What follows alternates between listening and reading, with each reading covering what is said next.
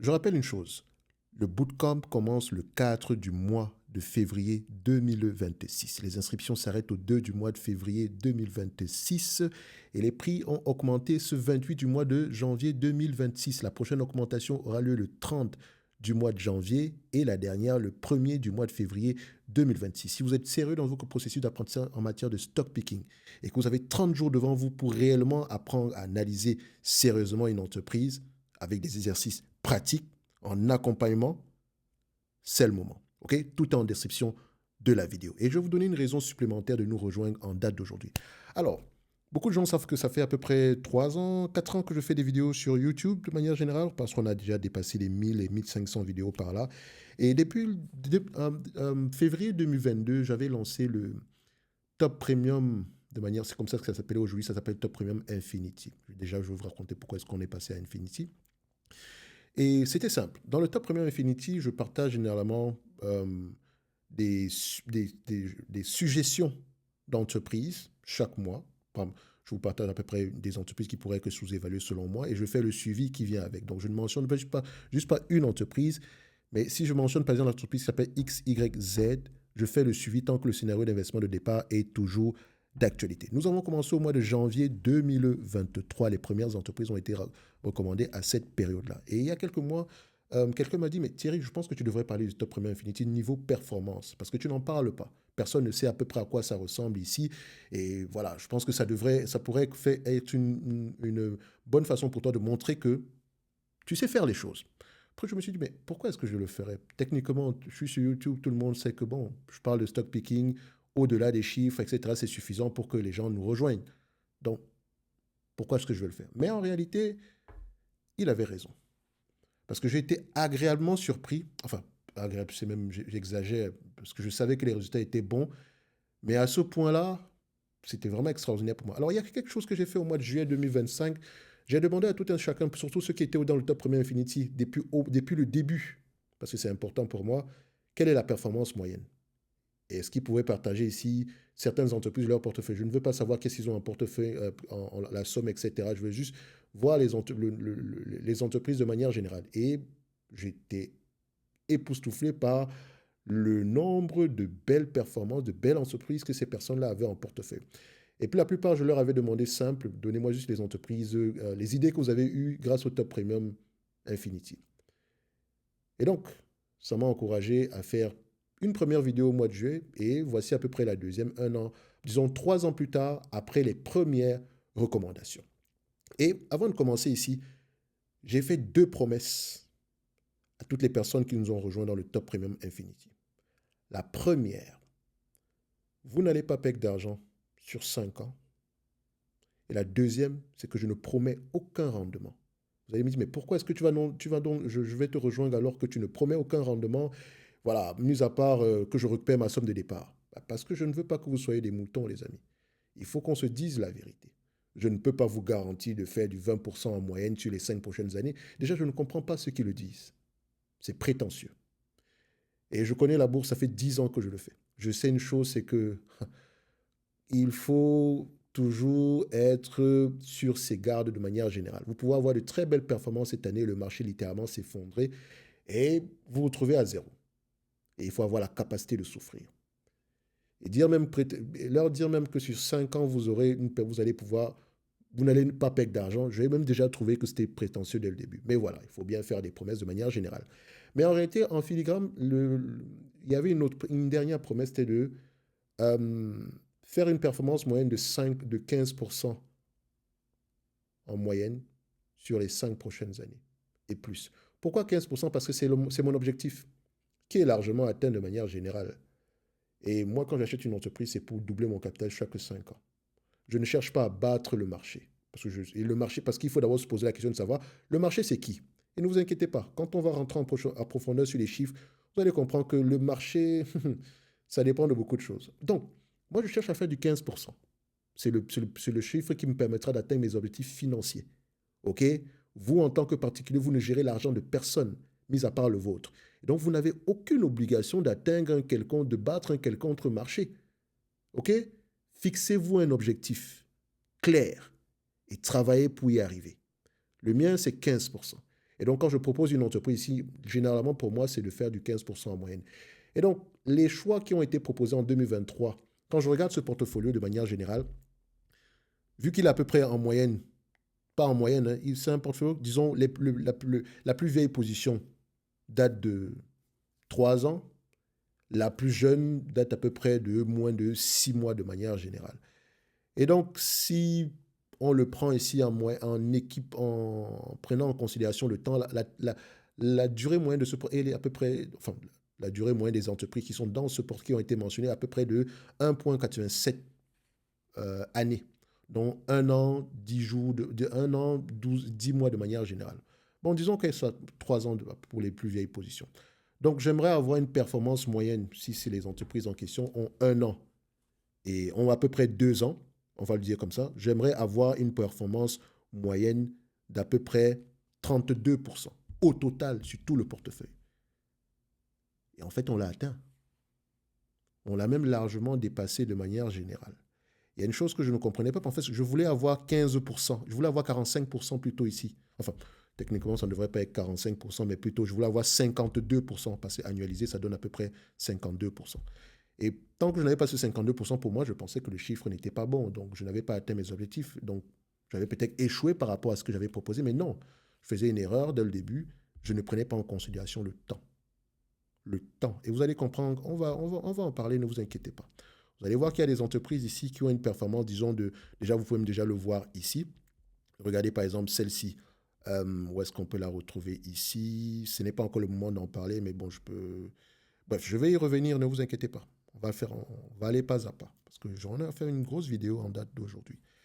Donc, quand je me suis rendu compte qu'en réalité, les performances étaient exceptionnellement bonnes pour les choix qu'on a faits, j'ai dit, pourquoi ne pas partager ça avec vous?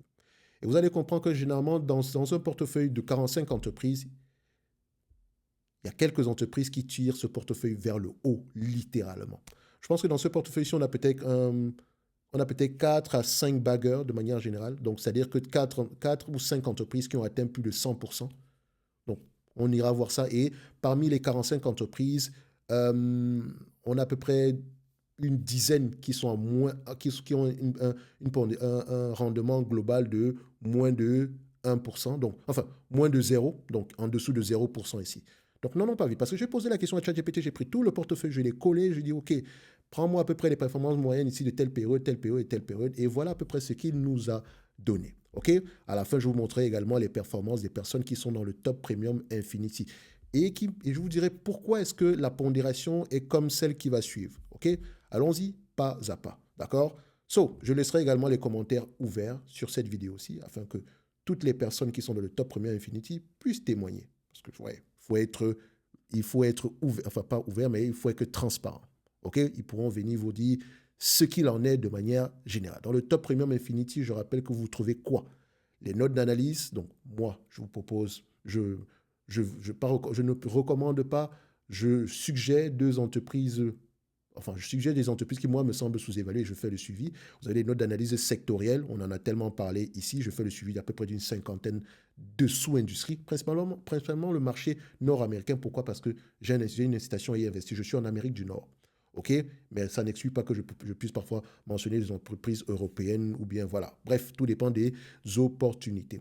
En supplément de ça, je pense que vous avez 3 formations thématiques où on a également des rencontres mensuelles ici pour qu'on puisse répondre à toutes vos questions de manière générale ici. Et vous pouvez également m'envoyer des messages pour des questions particulières. Bref, je suis à votre disposition. Et ce n'est pas un abonnement, c'est un tarif unique. Et vous allez voir que la somme est plutôt modique pour les performances qu'on a. Alors, je reviens ici. Donc, je lui ai donné toutes les entreprises qu'on a tantôt mentionnées ici. Il y en a à peu près 45. Je lui ai dit ceci, propose-moi un tableau des entreprises sélectionnées en janvier et décembre 2023. Excusez-moi, je n'écris pas, je trie rapidement ici. Donc, techniquement, j'ai une commande vocale pour le faire. Donc, parfois, il fait des erreurs ici. Bon, donc, voilà. On va le dire comme ça. Et j'ai un accent camerounais, donc c'est normal. OK? Ne prêtez pas attention à l'orthographe. Alors, qu'est-ce qu'il nous mentionne ici? On a pris toutes les entreprises qui ont été mentionnées en 2023. Vous les avez ici. Toute la liste, toutes ces entreprises sont ici. On va encore en reparler tantôt tout à l'heure. Allons-y rapidement. Après, je lui ai demandé de faire ceci. Performance moyenne ici depuis janvier 2023 à ce jour. Et il a calculé la performance moyenne. Et qu'est-ce qu'on retrouve? On a une performance moyenne d'à peu près 11,35%, en dessous des 15%. Ne vous inquiétez pas, on y va pas à pas. Donc, vous savez que 3 ans plus tard, bon, moi, j'aimerais faire du 15% en moyenne, mais techniquement, la période, c'était 5 ans. D'accord? Doubler mon capital chaque 5 ans. Donc, il nous reste encore à peu près 2 ans. Mais on est plutôt bien parti. OK? Alors, ensuite, je lui ai demandé de faire ceci. Utilise l'ETF RSP comme benchmark. C'est quoi l'ETF RSP? L'ETF RSP, c'est Invesco S&P 500 Equal Weights. Pourquoi j'ai choisi de prendre le RSP comme notre marché de référence? Ne vous inquiétez pas, j'ai également pris le S&P 500. Pourquoi le Equal Weight? Parce que quand je mentionne une entreprise, je ne sais pas quelle sera vos copondérations dans le portefeuille. Moi, je prends toutes les entreprises. Mon but est de ne pas perdre d'argent. Donc, techniquement, si je mentionne une entreprise, je veux que la performance soit supérieure à 0, au moins sur 5 ans. On va le dire comme ça. OK? Donc, je ne veux pas avoir de rouge sur une période de 5 ans. Pour le moment, on a encore des rouges, mais ça va. On a plusieurs entreprises qui tirent le portefeuille vers le haut. Donc, c'est pour ça que je prends le RSP Invesco S&P 500. Pourquoi le S&P 500? Pourquoi je ne prends pas le Russell 1000, par exemple? Parce qu'une grande partie des entreprises qui sont dans le portefeuille suffisent largement dans le S&P 500. Je pense que 75% des entités ici qu'on a mentionnées font même partie du S&P 500. OK? Mais j'ai pris ici mon marché de référence comme étant celui-ci. Vous inquiétez pas, j'ai également fait certains ajustements plus tard. OK? Et donc, quand on prend ici le marché de référence ici par rapport à 2023, vous constatez quoi? Le marché, on perd de manière générale. De manière générale, ici, vous savez que notre objectif, c'est de 15% en moyenne. Et quand on est déjà en dessous de 15%, pour nous, ce n'est pas une bonne chose. Okay? Ce n'est pas une belle performance. D'accord? Mais on sait qu'on a encore à peu près 2 ans qui nous restent par rapport à ce portefeuille original. OK? Mais entre-temps, ici, si on se compare au RSP, on a une perte de moins 2, enfin par rapport à l'indice, de moins 2,42% de différence. OK? Ensuite, on continue et il faut faire attention parce que vous constatez ici que le rendement moyen est de 64,12%. Pourtant, à peu près ici, c'est 48,34%. Techniquement, on devrait avoir plus que ça, mais ça s'explique pourquoi. Pourquoi est-ce qu'on a cette différence? Parce que vu que c'est equal weight, ça veut dire ici que cependant, la méthodologie equal weight que vous avez demandé expose mathématiquement la moyenne aux fortes baisses comme Cable One ou bien en phase énergie. Donc le timing également joue. Le benchmark RSP bénéficie d'une progression plus régulière. Vos achats sont repartis toute l'année 2023. Les titres achetés fin d'année comme HSY ou bien Cisco ont eu moins de temps pour capitaliser, ce qui dilue la performance annualisée moyenne. Okay? C'est également dividende réinvesti, etc. Vous pouvez voir ça par là. Ensuite, je lui ai demandé de faire quelque chose. Prends tout le portfolio, donc toutes les années, que ce soit 2023, 2024, 2025, toutes les recommandations et compare-les au RSP. Qu'est-ce que ça donne ici? Quand on prend toutes ces entités, on a une performance moyenne de 18,35%. OK? Donc, avec la meilleure performance du portefeuille ici, je pense que c'est Alphabet et la pire performance, c'est Cable One. Qui est vraiment une erreur, OK? Parce qu'il n'y a pas que des bons choix. L'accord de 2023, les pires choix sont Cable One et en face. L'accord de 2024, ASML se porte très bien. Cardinal Health, United. Mais on va revenir individuel. 2025 ici, AirCap, Ixvia, très belle performance. Vous pouvez voir ici que si on prend tout le portfolio, on a 18,35% de croissance. 18,35% de performance au-dessus de nos 15%. Ça veut dire quoi? Objectif atteint. Mais n'oubliez pas, le portfolio n'a que, globalement, la moyenne d'âge est à peu près de 1 an et 10 mois de manière générale, si on le prend comme ça, globalement. Ensuite, qu'est-ce que je lui ai demandé? Quelles sont les performances par cohorte? Il m'a dit ceci. Pour l'année 2023, on a mentionné 20 entreprises, on a une performance globale ici de 11,35%. L'année 2024, on a mentionné 15 entreprises, 15 titres supplémentaires. D'accord, attention. Ça nous donne à peu près une performance moyenne de 18,70%. OK, incluant les 15 titres. D'accord. Ensuite, 2025, la performance moyenne est de 32,66%. Donc, si on se limite uniquement au choix de 2026, 2025, c'était la meilleure année. Meilleure année. OK? Attention, ça n'inclut pas toutes ces années-ci. Ça prend uniquement les recommandations de 2025, les recommandations de 2028, de 2024 et 2023. Donc, si j'avais investi sur le portfolio de 2023, j'aurais eu en moyenne 11,35%. Sur celui de 2024, 18,70% et celui de 2025, 32,6% équipondéré. Ça veut dire que toutes les entreprises ont la même pondération dans le portefeuille. Par exemple, s'il y a 10 entreprises, ça veut dire que chaque entreprise c'est 10%, 10%, 10%. 15 entreprises, vous connaissez, je pense, 15 entreprises, ça va donner à peu près 6%, 6 points et quelque chose. 20 entreprises, ça donne 5%. OK? C'est ce que ça veut dire, équipondéré.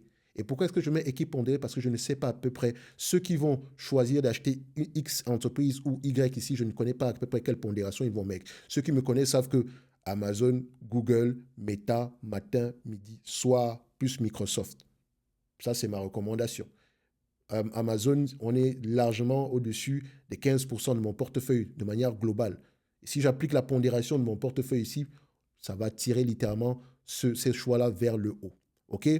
Ce n'est pas le but. C'est pour ça qu'il faut faire attention quand on choisit ici son indice de référence. Et vous allez voir qu'on a encore fait un balayage supplémentaire. Je continue ici. Ensuite, je lui ai demandé ici de prendre la performance de chaque cohorte. Donc, vous pouvez voir ici que si on prend 2023, la première année, une performance de 12,50%. En 2024, la cohorte de 2023 a eu une performance moyenne de 11,80% et en 2026, la cohorte de 2023 a eu une performance moyenne de 11,35%. OK? Alors que nos RSP sur toute entre 2023 et 2026 ici, c'est 13,77%. OK? Ensuite, on prend la cohorte de 2024. La première année, c'est 22,40%. La deuxième année, c'est 18,70%. Alors que le benchmark ici, qui est le RSP, en moyenne, est entre 2024 et 2026 aux alentours de 9,63. Et pour 2025, la cohorte ici a rapporté, puisque c'est une seule année, c'est 32,66%, alors que le benchmark, c'est moins 0,44%. Encore une fois, on peut constater ici que plus les années avancent, plus on a tendance à faire de meilleurs choix.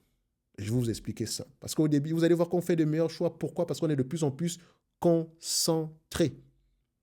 Et pour ceux qui nous connaissent savent que pour moi, ça ne sert à rien d'avoir une centaine d'entreprises. Moins de 20, c'est déjà une bonne chose. Et donc, quand je dois suggérer 2 entreprises par mois, parfois, il n'y a que des entités cycliques qui sont disponibles. Qu'est-ce que je fais? Je suis quand même forcé de les mentionner. Mais quand j'ai expliqué ça à mon audience, ils m'ont dit, mais Thierry, s'il y a des opportunités, laisse-nous savoir. S'il n'y en a pas, parlons de celles qu'on a déjà en portefeuille. Et je pense que c'est ce qu'on a eu tendance à faire, comme vous allez le voir prochainement quand je vais présenter ici les performances globales des personnes qui sont dans le groupe avec parfois des entités qu'ils ont achetées. Vous allez voir qu'ils sont très concentrés sur les meilleures entités. Il y en a un qui a un portefeuille exceptionnel. Donc, je continue ici. Alors, vous pouvez le voir ici. Ensuite, je lui ai demandé de faire ceci. Si vous avez investi 100 000, 50 000 ou 25 000, qu'est-ce que vous aurez eu en moyenne? Enfin, qu'est-ce que vous aurez eu en date d'aujourd'hui? Et je rappelle que le portefeuille global ici, moyen des personnes qui sont dans le groupe, est supérieur à 25 000 $. Je parle de la moyenne. Certains ont 10 000. Je pense que tous ont plus que 10 000 de manière générale. OK, 10 000, j'ai pris en euros. Ce qui sous-entend ici que si vous avez 100 000 €, vous aurez eu en date d'aujourd'hui aux alentours de 37 800 € supplémentaires. Si c'était 10 000 €, ça allait que 3 780 € supplémentaires. 50 000, ça donne à peu près 18 900 € supplémentaires. OK? Et 25 000, vous aurez à peu près aux alentours de 9 000 € supplémentaires ici de manière globale. Et si vous allez regarder le tarif du Top Premium Infinity, qui n'est pas un abonnement, mais qui est un tarif à vie unique, je pense que c'est clairement remboursé. OK? En tout cas, pour ceux qui ont adhéré au début et ceux qui ont adhéré en 2025. Et je pense que la façon de faire les choix ici ne va pas trop changer et pourrait même parfois même s'améliorer à long terme. OK? Donc, vous constatez encore une fois que les performances sont bonnes. Enfin, de toute façon, ne s'attendez pas à ça, ça c'est juste une simulation ici avec. Maintenant, arrivons, je lui ai demandé de faire une chose. Compare avec le S&P 500. Et donc, si on se compare au S&P 500, je rappelle que nous sommes équipondérés, et le S&P 500 est pondéré par capitalisation, ce qui veut dire que les plus grosses capitalisations ont tendance à avoir les pondérations les plus élevées. On aurait perdu à plat de couture. Techniquement, on a quand même atteint notre objectif de 15%. OK? Continuons. Maintenant, demandons-lui une chose. Je lui ai dit ceci. Accorde les mêmes dans le portfolio, au lieu de mettre equal weight, donc équipe pondérée, prends-les en pondération liée à la captation boursière, dont les plus grosses entreprises ont une pondération plus élevée, les plus petites entreprises ont une pondération moins élevée. Qu'est-ce que ça va te donner? Ça, c'est la question que j'ai posée ici. Et il a fait quelque chose en supplément ici. Il a enlevé toutes les entreprises qui ne font pas partie du S&P 500.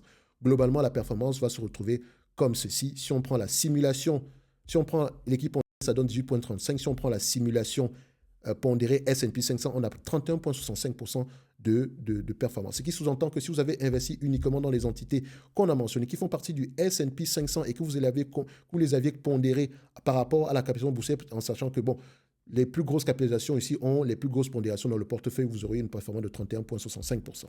Ensuite, si on prend tous ces différents éléments-là, et je lui ai demandé de faire une chose, maintenant, présente-moi un portfolio hybride, ce qui sous-entend que toutes les entreprises qui font partie du S&P 500 mets une pondération équivalent à la taille de la capitalisation boursière.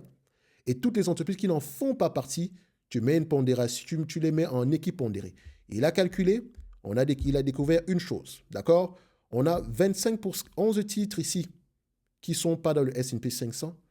Et donc, qui vont avoir tendance à être équipe pondérée. Chaque titre représente à peu près 1,22%, un truc comme ça. Ça donne à peu près au total 24,44% de la sélection. Je rappelle qu'il y a 45 entreprises. Et parmi les 45 entreprises, il y a à peu près 34 qui font partie du S&P 500. Donc, les 75,6% restants vont avoir tendance à être pondérés comme dans le S&P 500. Et quand on fait ça, un portefeuille hybride pareil, ça donne à peu près 26,20% de performance et qui bat encore le S&P 500. Vous voyez que je peux battre le S&P 500 si je veux, dépendamment de la tournure des choses. Mais pour vous dire la vérité, première chose, on n'est pas là pour battre qui que ce soit. Nous sommes là pour atteindre un objectif simple, 15% en moyenne par an. Première règle, ne pas perdre d'argent. Deuxième règle, ne pas oublier la première. OK? Et donc, on est là pour fixer. On a un objectif, c'est 15%. Si le marché nous donne, si on arrive à faire du 20%, et que le marché fait peut-être, je ne sais pas moi, 40%, nous sommes contents. On a atteint nos objectifs. Si on fait du 13% et que le marché fait moins 10%, nous ne sommes pas contents. Même si on a largement battu le marché, on n'a pas atteint nos objectifs. Et vous allez voir que votre humble serviteur n'a pas atteint ses objectifs en 2025. Je pense que j'ai une performance de 14, 60, 67, quelque chose comme ça. 65 ou 67, quelque chose comme ça. Donc, je n'ai pas atteint mon objectif. C'est une belle performance, mais je n'ai pas atteint mon objectif. Donc, je ne suis pas content. OK? Mais bon, l'année 2024 a été une très belle année. Donc, si on pondère ici, si on prend à long terme, je dépasse largement l'objectif que je me suis fixé de manière globale. OK? Bref, je continue ici. De toute façon, les entreprises que j'ai, à chaque fois que j'ai une entreprise, je vous mentionne toujours. Et si vous me connaissez, vous savez que je n'ai pas tendance à changer énormément dans mon portefeuille. J'achète très rarement. J'ai tendance à renforcer celles que j'ai déjà en portefeuille en date d'aujourd'hui. Et j'ai une ambition, c'est d'avoir moins de, mais je pense 50% de mon portefeuille, c'est à peu près est concentré sur, je pense, 5 entreprises par là. Je ferais même dire moins de 5 entreprises. C'est celle-là qui tire la performance vers le haut. Je pense que vous connaissez ces 5 entreprises-là. Donc, je continue ici. Après ça, qu'est-ce que je lui ai demandé? Pondère exactement comme le RSP, entreprise inclue dans l'indice. Donc, je vais faire à peu près la même chose, hein, le RSP, mais uniquement les entreprises qui sont dans l'indice du RSP, etc. Bref, dans tous les cas de figure, X, Y, Z, on atteint nos objectifs. On bat nos indices de référence, dépendamment où est-ce qu'on se positionne de manière générale. Mais le mien, notre indice, celui qu'on a choisi, c'est le RSP. Et je vous ai dit pourquoi. Les équipes pondérées, etc. Mais normalement, on devrait avoir un mix. Et je m'explique maintenant par rapport à ce que les gens appellent le marché. Si vous investissez en Asie et que vous comparez au S&P 500, non. Laquelle de vos entreprises fait partie du S&P 500? Aucune. OK? Votre marché doit être lié à un ETF qui regroupe à peu près l'ensemble de vos entités, ou bien vous allez avoir tendance à faire un ETF, un benchmark hybride. Par exemple, si je suis 50% en Europe, 50% aux États-Unis, je dois trouver un ETF qui regroupe l'ensemble des 50% d'entreprises que j'ai, ainsi que les 50% d'entreprises américaines que j'ai ici. OK? Faites attention. Bref, pour faire simple, hein, ne vous cassez pas trop par rapport au benchmarking. Fixez-vous un objectif simple et travailler sur l'atteinte de ces objectifs-là. Nous, c'est 15%. En tout cas, moi, c'est 15%. Je connais des personnes dans le top Premier Infinity qui veulent plus que 15%. Mais je pense que personne ne serait fâché ici d'avoir au moins 15%. Donc, moi, ici, c'est 15% à long terme. OK? Je ne suis pas là pour vous dire que achetez mon service, je vous apprends à battre le marché et faire 21% en moyenne parce que je fais 21% depuis 2021. Je suis là, ça fait 10 ans. OK? 10 longues années. Et je ne vous parle pas de mes succès, j'adore vous parler de mes échecs parce que je pense que c'est à ce niveau-là qu'on apprend énormément. Bref, maintenant, tout ce bavardage-là, arrivons maintenant au portefeuille, même si on a déjà mentionné certaines entités de ce portefeuille-là. Alors, qu'est-ce qui s'est passé de manière globale dans ce portefeuille-là? Donc, qu'est-ce qu'on obtient ici? Alors, les premières entreprises, je les ai classées ici en partant du mois de janvier. Première entreprise qu'on a mentionnée, c'est CarMax. Est-ce qu'on garde? Oui. Fiserv. À un moment donné, on faisait du x2 sur Fiserv. C'était un bagueur. Maintenant, on est à moins de 34%. Les choses peuvent changer rapidement. Est-ce qu'on garde? Oui. Google, matin, midi, soir. Amazon, c'est l'une des entités les plus sous-évaluées. SPG, bon, pour le moment, je ne m'attends pas à grand-chose ici, mais pour le dividende qu'on reçoit, etc. Voilà, c'est toujours une bonne chose. Cable One, grosse erreur. Je pense qu'elle va se faire acheter. Elle a des bons actifs, etc. Mais grosse erreur. D'accord? Ensuite, United Rental ici, comment on appelle ça? La thèse d'investissement était simple. Les dépenses en l'infrastructure acte ici pour les dépenses pour renouveler ici les infrastructures aux États-Unis, etc. On va avoir besoin ici de louer des équipements, etc. Bon, je ne vais pas vous donner ici la thèse d'investissement sur tous ces différents éléments-là. Vous constatez que CVS, STT, BTI, CRM, OMC, BLK, qui sont BlackRock, GPM. GPM, c'était pendant... Vous vous souvenez quand on disait que les banquiers allaient disparaître, machin, truc. C'est presque un bagueur aujourd'hui. Realty Income, bof, je ne sais même pas pourquoi je l'ai mis ici, mais voilà, ça restait un prix intéressant de manière globale ici. Midley Buy, si vous allez dans tous les McDo, vous allez trouver ici les produits Midley Buy, etc. Donc Midley Buy, Lamar, Longtail également, panneaux de publicité ici au niveau des autoroutes, etc. Donc le outdoor advertising qui ne va pas mourir.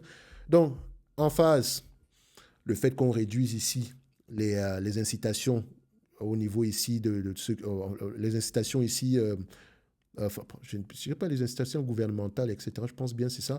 Ça a eu un impact sur ce business. Mais le produit, il est bon. Bref, vous avez Cisco, vous avez Hershey. Et vous allez voir que la plupart de ces entités, pour toutes les entités qu'on a représentées, on a suggéré en 2023, on a à peu près 1, 2, 3, 4, 5. On a mentionné 20 entreprises, 5 entreprises sont encore dans le rouge aujourd'hui. Vous allez voir ici que la moyenne des entités en question, 15, on dépasse les 15%. Ici, on dépasse. Donc 1, 2, 3, 4, 5, 6, 7, 8, 9, 10. Donc 10 entreprises sur lesquelles on dépasse largement l'objectif de 15% en moyenne. OK? Ça, c'est 2023. 2024, vous avez du ASML. Oui, ASML depuis janvier 2024. Vous imaginez, sans compter les renforcements, etc. ASML, UNH, oui, UNH, on souffre. Mais comme je vous dis une chose, c'est que ce n'est pas un business qui va mourir. Au contraire, c'est maintenant qu'il va commencer. Enfin, je ne vous demande pas de charger le camion. Hein. De toute façon, c'est une entreprise qu'on continue à suivre. Tant que le scénario d'investissement de départ est d'actualité, on le garde. On garde les actions. Et c'est le cas ici aujourd'hui. Vous avez LPLA. Je sais que beaucoup de gens ne connaissent pas cette compagnie-là. Allez-y voir. LKQ, Meta, Ulta, Evo, même si je n'aime pas trop le discours du management ces temps-ci. Mais bon, ça reste une revalorisation ici à la moyenne ici. Et on a également un business qui reste en croissance. Il y a une croissance séculaire de manière générale ici. De toute façon, dans les jeux de manière générale, avec Flutter également, vous pouvez aller voir ça. Bref, il faut également penser Sport Radar, des choses comme ça. Donc, vous avez tous les distributeurs de médicaments aux États-Unis. Oui, très belle performance. Personnellement, les miennes sont encore meilleures que celles-ci parce que ce sont des entités que je détiens depuis très longtemps. C'est pour ça que je disais une chose, c'est que j'ai fait une erreur en investissant sur CVS, mais j'ai gagné beaucoup d'argent en perdant en investissant sur... enfin, j'ai gagné beaucoup d'argent grâce à CVS. Pourquoi est-ce que je dis ça? Parce que en lisant sur CVS, je me suis rendu compte que les entités qui étaient très bien positionnées, ce sont les distributeurs de médicaments. C'était un oligopole. Au lieu de prendre une, on prend les trois. Et grâce à cette compagnie-ci, je pense que les performances de Mass Kesson ici, j'ai pu racheter des entités comme Microsoft, ce genre de choses-là, parce que j'ai pris une partie de mes bénéfices. Mais vraiment, c'est les meilleures performances. Je pense que de très loin, oui, ce sont les meilleures performances de mon portefeuille. Ensuite, enfin, maintenant, en termes de pondération, c'est de moins en moins élevé, mais sinon, en termes de prix original, jusqu'à aujourd'hui, c'est magnifique. Ensuite, on a du HCA, j'en parlais dernièrement. Même si je l'ai mentionné, j'ai un blocage par rapport à cette compagnie. Expedia, Booking, Meli, Aircab, Novo Nordisk également, je considère. Pas que c'est une erreur parce que c'est une mauvaise entreprise, c'est juste parce que je n'aime pas les pharmaceutiques. Je pense que j'ai été influencé par mon groupe ici. OK? Bon, c'est moi qui fais le choix à la dernière minute ici, de manière générale, mais je pense qu'on n'aura plus de pharmaceutique ici. Ça, c'est terminé, ça. Je ne peux pas qu'on n'aura pas d'entreprise dans le domaine de la santé, mais les pharma, je n'aime pas. Microsoft, IQVIA. Et ce qui est drôle avec IQVIA, est-ce que vous savez que quand on a mentionné IQVIA, la semaine qui suivait, on avait du plus 20, plus 30%, parce que les résultats étaient bons, etc., machin truc. Voilà, vous avez du ICL Icon, qui est toujours également dans le même secteur d'activité que IQVIA. Et IQVIA, vous l'achetez ici pour la même valeur que le service logiciel, et vous obteniez le service ici de recherche à zéro. Le CRO à zéro. C'était magnifique. On a un revenu récurrent et l'autre, ce sont des contrats, etc.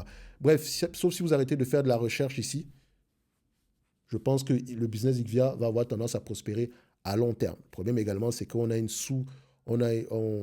fait qu'il y ait le développement de l'IA, etc. Ici, il y a eu beaucoup d'argent des venture capitalistes qui s'est orienté vers tout ce qui concerne ici l'IA au lieu de financer les biotech, etc. Parce que c'est celles-là qui ont généralement tendance à payer des prestations au niveau de IKVIA ici parce qu'elles n'ont pas encore assez d'envergure pour faire des tests en interne ici. Et de l'autre côté, vous avez IKVIA qui vend son logiciel à toutes les compagnies pharmaceutiques ici de manière globale. Tôt ou tard, le marché finira, vu qu'on est généralement ici dans un patent cliff, il y a énormément de recherches à faire, etc.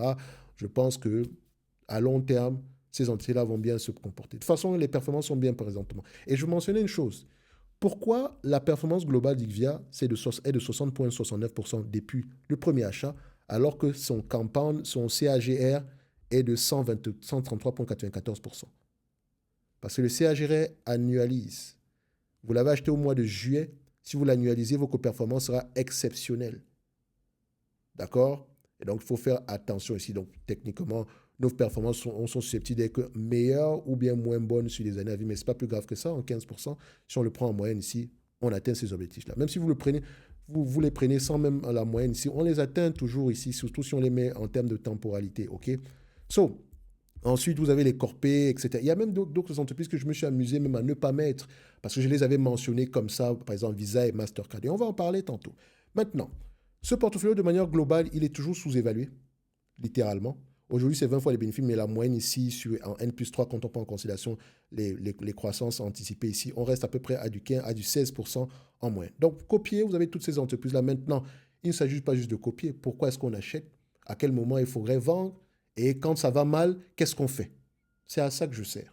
Par exemple, aujourd'hui, quand UNH fait du moins 20%, mais Thierry, qu'est-ce qu'on fait? Ce n'est pas la fin du monde. Je vous montre les éléments positifs, les éléments négatifs. À vous de faire le choix. OK? Parce qu'il y a une chose que je fais ici. Quand je propose une entreprise, quand je mentionne une entreprise, il y a une chose que je ne fais pas. Je ne vais pas vous dire ce que l'entreprise fait, etc. Vous allez chercher.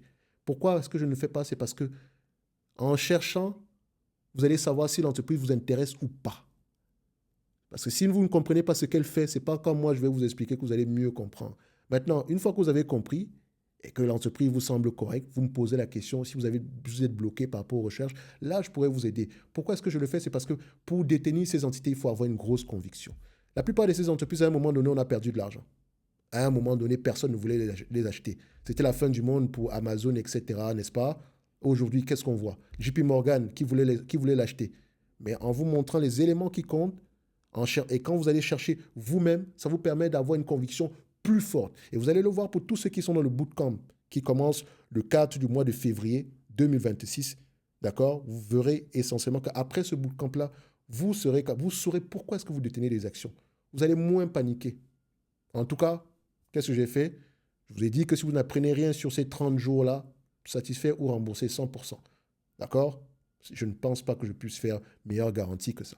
Bref, voilà à peu près toutes les entreprises en question, vous pouvez les mentionner ici. Il y en a d'autres, celles qu'on a mentionnées en janvier de cette année-ci, qui n'apparaissent pas encore ici, mais bref. Maintenant, je vais vous parler de ceux qui sont à l'intérieur. Pourquoi est-ce que je les fais encore en équipe pondérée? Pourquoi est-ce que je prends les performances en équipe pondérée? C'est parce que, comme je l'ai dit, la plupart des personnes à l'intérieur ici n'achètent pas forcément ce que je mentionne.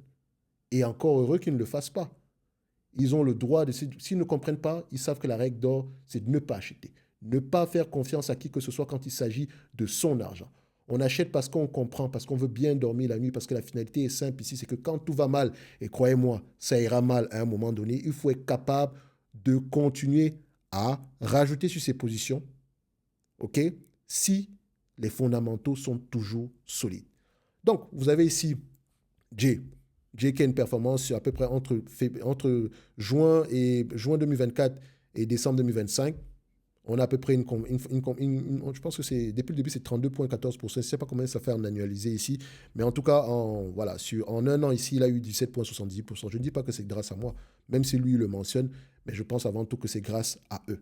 OK? Ils ont eu le courage de détenir certaines actions ici. Ensuite, on a également des femmes. On a Barbara ici qui investit doucement et qui est déjà à près de 10 000 euros en date d'aujourd'hui. Donc, avec pour objectif 100K d'ici 2030. Portefeuille numéro 1, 15%. Numéro 2, 21,54%. Magnifique. OK? Ensuite, on a Maxime qui fait du 10% en moyenne ici, alors qu'il investit à 80%. Enfin, pas qu'il alors qu'il a investi à 80%. OK? Il y a 20% également qu'il a en cash ici, donc il n'est pas pleinement investi de manière générale. Et la baisse du dollar a un impact sur lui. Et il trouve également qu'il y a beaucoup de retournements cycliques. Enfin, j'achète et je ne suis pas pris de retournement d'entreprise cyclique cette année. Donc, merci à la normalisation des bénéfices. J'aime bien les entreprises cycliques parce que quand on a un retour à la normale ici, bah, c'est très beau à voir. Ça pète fort, excusez-moi du terme. Ensuite, on a Alex qui a à peu près 80% de son portefeuille sur Google à 90 dollars. Magnifique. 80, ça représente combien en fait? 90 dollars. Alphabet, ils sont à combien en date d'aujourd'hui? Alphabet, ça donne quoi? Oh. Le gars, il a 3 fois sa mise de départ. 3 fois sa mise de départ. Vous pensez? Et c'est là que c'est intéressant. Vous savez la raison pour laquelle j'ai arrêté de faire des trucs d'abonnement, c'est juste que, en fait, si on veut investir à long terme, il ne faut pas avoir de contraintes d'abonnement. C'est un groupe que je veux créer, c'est une communauté solide avec un objectif simple, acheter les meilleures entreprises à bon prix et les garder sur le long terme. Et à long terme, certaines entreprises seront dans le rouge. Et pendant qu'elles sont dans le rouge, je sais que vous allez vous mettre à paniquer. C'est toujours bien de parler avec des personnes qui ont le même objectif que vous. Parfois, vous aurez des très belles performances, comme je connais quelqu'un encore une entreprise dont j'ai parlé comme ça, que je n'ai jamais mis dans les choix. Comment elle s'appelle encore cette compagnie? Il y a Broadcom. Je pense qu'il fait près de 5 fois sa mise de départ avec Broadcom. Et il ne sait pas quoi faire avec une plus-value pareille. Est-ce qu'il doit vendre, etc. On parle de ce qui compte réellement sur le business. OK? Parce que la décision de vendre est aussi importante que la décision d'acheter. Pas juste vendre parce qu'on est en moins-value, mais vendre également parce qu'on est en plus-value. Ici, Alphabet, je ne vends rien du tout. Je garde mes actions. Peut-être qu'elle est surévaluée. Enfin, pour moi, le prix est correct. On va le dire comme ça. Mais je ne touche à rien du tout. C'est mon choix. On pourrait revenir ici à 225. Est-ce que je vais regretter n'avoir pas vendu? Peut-être. Mais en réalité, je n'ai même pas envie de vendre quoi que ce soit parce que je pense que cette compagnie pourrait mériter 334 dollars à long terme au minimum. Donc, pourquoi je vais me casser la tête? OK, donc, acheter à 90, se retrouver à 300, il y a 4 milliards de choses qui passent dans vos têtes. Qu'est-ce que je dois faire? Posez-moi la question. D'accord? Et je pourrais y répondre, mais je ne vous dis pas de vendre ou quoi que ce soit. On va parler du business. Pourquoi tu veux vendre? Ah, parce que je trouve ça surévalué. Pourquoi? 31 fois les bénéfices. D'accord. Est-ce que tu regardes la croissance? Est-ce que tu regardes la taille du marché? Est-ce que tu regardes les concurrents? Tu penses réellement que la marge ici va avoir tendance à baisser ou bien continuer à augmenter? Maintenant, reviens à ton narratif du début à 31 fois les bénéfices. Tu penses que c'est cher? Ah, peut-être que. Et ne te sens pas influencé. Si c'est trop, fais une chose que moi j'ai souvent fait. C'est simple. J'enlève ma somme de départ ici. Donc, mon apport original et je laisse courir les bénéfices. Bien sûr, je peux prendre mon apport original, la moitié des bénéfices et je laisse courir le reste. Mais à une belle entreprise, il faut la laisser grandir tranquillement. Je sais de quoi je parle. Une belle entreprise. J'ai fait le choix de vendre du Alphabet pour acheter une compagnie de merde. OK? Non, j'ai fait le choix de vendre Apple pour acheter de la merde. Pourtant, j'avais une performance, j'avais un très, très bon prix. Donc maintenant, quand je tiens quelque chose, je ne le laisse pas. Meta, Amazon, Google, je ne touche pas du tout. Microsoft, je l'ai acheté à assez plus haut généralement. Microsoft, quand je l'ai acheté, je voulais l'acheter en début d'année 2024. OK? Finalement, je l'ai eu au mois d'avril, par chance. Il y a un live qui est encore là, qui existe, hein, par chance. Et aujourd'hui, la performance est bien. Moi, je ne me casse pas la tête. Donc, que ce soit, même si je l'avais acheté à 400 ou bien 450, au prix actuel, ça n'allait pas me déranger. Le prix actuel me semble toujours être intéressant pour une entreprise de cette envergure qui peut encore croire à un chiffre supérieur à 5%. C'est magnifique. Bref, revenons ici toujours sur les performances des personnes qui sont dans le groupe ici. OK? Après, il a des calls, etc. Bref, lui, il doit avoir une très belle performance. Après, on a Anthony. Anthony, j'ai coupé une partie ici parce que je ne sais pas s'il utilise son vrai nom ou pas du tout. Donc, la plupart ici ont leur pseudo. Donc, il a investi pour la plupart ici. Donc, il a à peu près une performance moyenne aux alentours de 12% par là, etc. Donc, je vous laisse aller voir ça ici. Et il a toujours un objectif simple, c'est d'atteindre 15% en moyenne à long terme. Donc, on est sur la même longueur. Donc Anthony et moi, on se comprend. Moi également, j'ai mon objectif à 15%. J'espère que je ne l'ai pas influencé. Ensuite, on a Rabir ici qui a du 15,40% en moyenne. Il dit que c'est moi, machin truc. Je n'en suis pas responsable parce que quand on gagne de l'argent, la pression mentale est aussi élevée que quand on perd de l'argent. Et je pense que pour arriver à tenir, il faut avant tout être, comment dire ça, il faut avant tout avoir le bon tempérament. Et je pense que il a ce tempérament-là, s'il arrive à détenir. Moi, je suis peut-être ici uniquement pour vous orienter, dans le sens où, hey, ça ne sert à rien d'aller regarder les compagnies qui ne gagnent pas d'argent. Si tu veux le faire, fais attention à la pondération dans le portefeuille. Et je vous transmets uniquement mon expérience. Je ne vous donne pas des directives. Non. D'accord? Parce que je considère que vous êtes aussi intelligent que moi. Enfin, si je peux même dire que je suis intelligent, parce que je considère que je ne suis pas intelligent de manière générale. OK? Donc, très bien ici, la belle performance. Ensuite, on a à peu près Bibou également, qui mentionne que l'année est portée par Google, Medspace, etc. Mais dans le PEA, c'est pas trop ça. Mais je pense que ça va bien aller. Parce que Pernod, Novo, même Téléperformance, elles continuent à cracher du cash. Même si on pense que c'est la fin du monde. Bref, après, il y a votre humble serviteur qui n'a pas atteint ses objectifs. 14,67 ici, voilà. C'est quelqu'un même, c'est pour... Il y a quelqu'un qui m'a mis un pouce vers le bas, que tu es nul. Bah oui, c'est ça. Donc, on a des personnes qui me battent, littéralement, qui font mieux que moi. Et je suis fier de ça. OK? Donc, ensuite, ici, on a Alex. Alex, c'est un très, très bon portefeuille. Je ne sais pas, peut-être que je l'ai déjà présenté ici un jour. Il a un très bon portefeuille. Et donc, il a à peu près du 20% en moyenne ici. Je ne sais pas si c'est celui qui a la plus grosse performance, je ne sais pas quoi. Mais voilà. Ensuite, on a un autre portefeuille ici qui est très, très beau à voir. Vous pouvez le voir ici. Alphabet, Meta, Amazon, Microsoft, Salesforce, Booking, Novo Nordisk, Simon, United. C'est beau à voir. En tout cas, quand on prend en pondération ici, la plupart des entreprises, ils gagnent de l'argent de manière générale. Ensuite, on a un portefeuille comme celui-ci. Meta, Google, Amazon, Paycom, Microsoft, Visa, Mastercard, CRM, UNH, Booking. Et vous pouvez voir ici que les performances sont magnifiques. Donc, tout ça ici pour dire que les personnes qui sont dans ce groupe gagnent de l'argent. Et ils ne gagnent pas de l'argent parce qu'ils ils suivent aveuglement ce que je mentionne. Non. On converse, on se challenge et chacun prend sa décision. OK? Littéralement. Et vous allez vous rendre compte que si vous êtes dans un groupe qui pense exactement selon vos objectifs financiers, vous allez avoir tendance à performer, vous allez avoir tendance à être la moyenne de ce groupe-là. C'est la raison pour laquelle le groupe, la communauté est très, très importante pour moi. OK? Je suis quitté d'un modèle d'abonnement par an. Ça ne sert à rien quand je dis, OK, payer 300 € par an pour un abonnement, etc. À partir de la deuxième ou troisième année, les gens abandonnent parce qu'ils se disent, oui, mais on n'a que eu du 11% ou bien machin truc. Non. OK? Moi, je ne promets rien du tout à qui que ce soit. Je vous promets une chose, si vous voulez faire du stock picking sérieusement, vous allez le faire avec moi.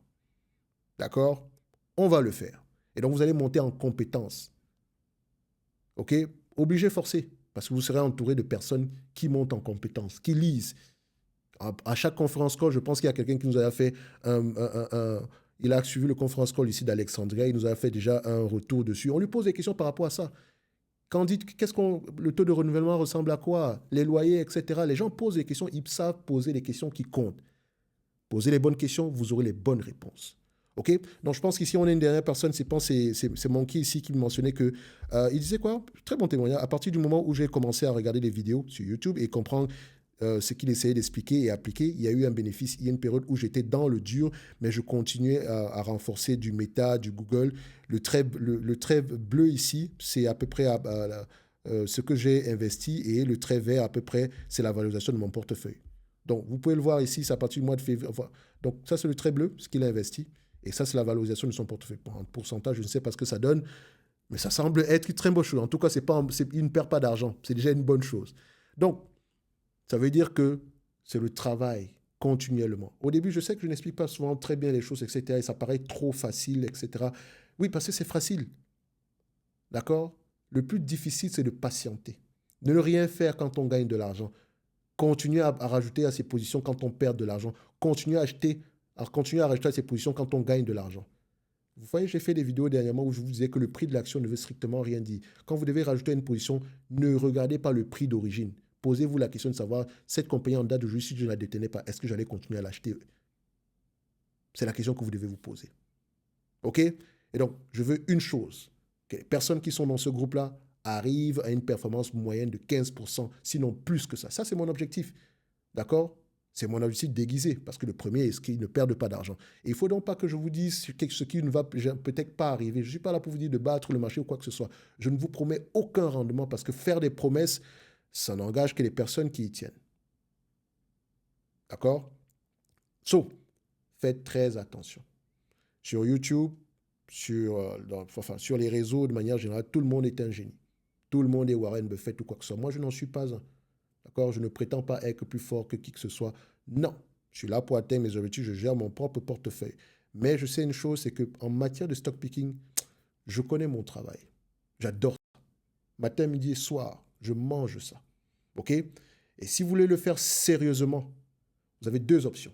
La première option, c'est de rejoindre le bootcamp pour ceux qui veulent avoir les bases, etc. Et une fois après le bootcamp, vous allez vous dire, OK, est-ce que je vais aller dans le top premium pour voir à quoi ça ressemble?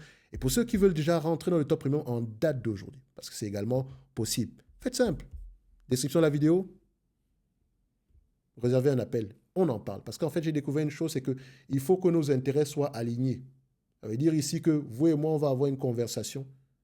Et dépendamment de ça, je veux savoir d'où est-ce que vous venez, votre expérience, depuis combien de temps vous investissez. Bref, histoire de voir si ce que je propose est en adéquation avec ce que vous recherchez. Parce qu'il ne faut pas qu'on se vende du rêve. Je peux même vous faire un tour ici du propriétaire, etc. Parce que j'ai une façon de présenter les choses. Je n'ai pas le meilleur argument marketing ni quoi que ce soit.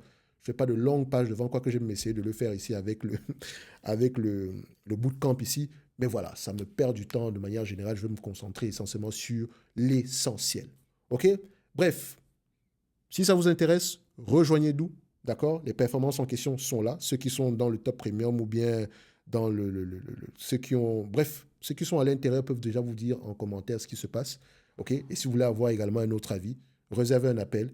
Si vous voulez rejoindre le bootcamp, et je vous encourage massivement à le faire. Vous voulez investir de manière sérieuse, venez au bootcamp. Faites-vous un avis. Et comme je l'ai dit ici, vous avez une promesse. Si vous n'avez rien appris, vous n'êtes pas capable d'analyser une compagnie après avoir participé à tous les événements, etc., parce qu'il n'y en aura que 8. Je vous rembourse votre argent. D'accord? Et je sais pertinemment que vous allez apprendre des choses. Bref, on ira voir ça ici. On se donne rendez-vous sur les prochaines vidéos. Et n'oubliez pas, toutes les informations qui comptent sont en description de cette vidéo-ci. Donc voilà. D'accord? N'oubliez pas, les performances d'aujourd'hui ne veulent pas forcément dire qu'on va avoir des très bonnes demain. Il faut toujours s'attendre au pire. Mais nous, on adore le rouge. Ceux qui sont dans le top Premium Infinity, allez revoir la session de Q&A, de questions-réponses du mois d'avril 2025. J'adore cette session-là. Je ne sais pas pourquoi, mais ce jour-là, c'était magnifique. Personne n'était content parce que les marchés avaient recommencé à bouger. Parce qu'il y a une chose qui va souvent vous manquer, c'est de l'argent. On veut accumuler. On ne veut pas avoir des regrets plus tard. On charge le camion pendant que le marché nous donne des opportunités. Moi, j'adore. Moi, je vous dis une chose. Je suis sur Amazon. Matin, midi, soir. Quelqu'un ne peut même pas me dire le contraire sur cette compagnie en date d'aujourd'hui. Parce que peut-être que je vois des choses que vous ne voyez pas. Ou bien peut-être que je me trompe. Mais une grosse partie de ma fortune, si je peux appeler ça comme ça, est sur Amazon. Oh, le PER est élevé. Qui te dit que sont les marges d'Amazon? Regarde Amazon autrement. 15 fois les bénéfices de cette compagnie est magnifique. OK? Et je pense que même Meta est encore à des niveaux assez élevés. Quelqu'un m'a dit la dernière fois que c'est une compagnie asset-like qui va devenir asset-EV. C'est discutable. Attention. Mais je comprends le principe à court terme. Bref, c'était une vidéo assez longue ici. Excusez-moi d'avoir raconté toute ma vie ici. J'espère que le titre ne va pas être trompeur. Je ne sais pas si je vais mettre le top 10 ou bien les seules entreprises à détenir à vie, je ne sais pas quoi. Mais vous avez l'information. Chacune de ces entreprises n'a pas été facile à détenir. Je ne détiens pas toutes les entreprises qui sont dans ce portefeuille-là. OK? Je peux dire ici que j'en détiens quand même une bonne partie. Mais voilà, en termes de pondération, ça peut être généralement différent. OK? Mais j'ai l'obligation de vous mentionner quand je détiens une entité ici. Et quand je suis dans le rouge, j'aime bien parler des entreprises sur lesquelles je perds de l'argent. Ceux qui me connaissent savent que j'ai du CVS. Et ça va faire à peu près presque une dizaine d'années aujourd'hui. D'accord? Donc, mon coût d'opportunité sur CVS est terrible. Et je vous avais promis une danse j'avais promis une certaine danse ici à $100 l'action par rapport à CVS. Bon, semble-t-il que le $100 était presque atteint, mais les marchés en ont décidé autrement. Je pense qu'on est retourné aux alentours de $70. Donc, on va encore attendre. OK? Mais voilà, c'est ce qui fait également la qualité de ce groupe-là. Bref, on aime ça. Et on se donne rendez-vous sur la prochaine vidéo. Et bienvenue à ceux qui vont choisir de nous rejoindre en date d'aujourd'hui. N'oubliez pas, pour le bootcamp, le prix augmente le 30 du mois de janvier. La dernière augmentation, ça sera le 1er du mois de février. Pourquoi est-ce que je le fais? Eh bien, c'est simple, parce que je considère que le prix actuel, c'est juste cadeau pour ce que je vais avoir tendance à faire pendant 30 jours. OK? Donc, si vous ne le reconnaissez pas ici, pas plus grave que ça, mais moi, j'augmente mes prix, je ne les baisse pas de manière générale. Bref, merci, au revoir. Et ça, c'est avec raison.